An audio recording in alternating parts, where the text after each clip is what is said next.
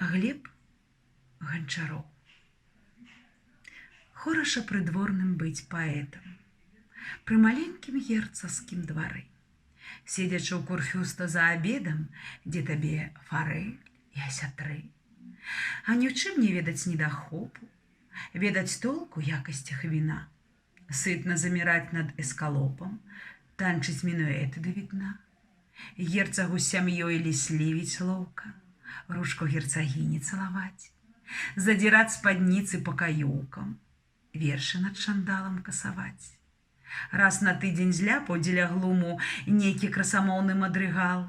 І жыві далей, не ведай сум, быццам з сэрцам годнасць адрыгаў. Смірную кабылку на канюшні асядлай і ў поле як з куста. Хочаш футру, і прымчыцца кушнер, каб цябе аздобіць. Любата. Хораша прыдворным быць паэтам пры любым двары. Ды не пры гэтым.